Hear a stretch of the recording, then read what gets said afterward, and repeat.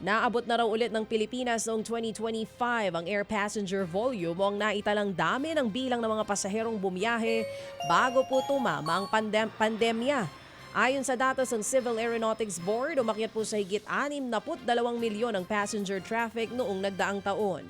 Mas mataas nga ito ng higit 3% kumpara sa 60 milyon na naitala noong 2019. Halos 55% ng kabuuang air passenger volume ay galing sa domestic flight. Inireklamo ng isang kooperatiba ang natanggap nilang combine harvester mula po sa PhilMec. Sa programang ito, sinabi ng Pindangan 2nd Primary Multipurpose Cooperative ng Kamiling Tarlac o Kamiling Tarlac na wala pang isang taon mula nang matanggap po nila ang makina ay hindi na po ito mapakinabangan. Enero noong nakaraang taon daw nang matanggap po nila ang makina. Unang gamit pa lang, madumi na agad ang inilalabas na palay. Bagay na agad naman daw pong inayos ng PhilMec. Pero makalipas ang ilang buwan at paggamit ng ilang magsasaka, agad daw na luma ang ilang pyesa gaya ng belt at ng oil filter kaya't Nobyembre pa ito nang huling magamit. Bukod sa wala silang mapagkukuhanan ng pyesa sa Tarlac, hirap din daw silang kontakin ng supplier para sana makabili. Ang hirap po kung kumontak sa kanila.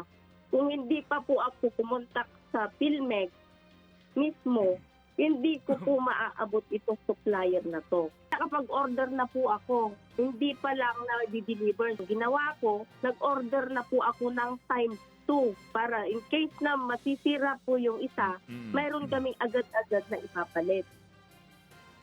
Yan nga po ang tinig ni Sally Duquesa, manager ng Pindangan 2nd Primary Multipurpose Cooperative sa Kamiling, Tarlac.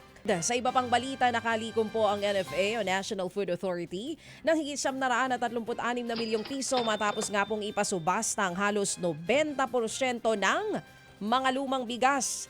Lagpas daw yan sa target ng ahensya na 112 milyong piso.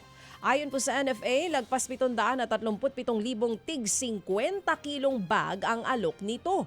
Higit 604,000 bag ang naibenta. Aabot po sa 28 pesos kada kilo ang average price ng bentahan, mas mataas sa floor price na itinakda po nila. Inaasahang makatutulong ang auction sa patuloy na pagbili ng NFA ng bigas mula po sa mga magbubukid ngayong nabawasan ang laman ng kanilang mga bodega.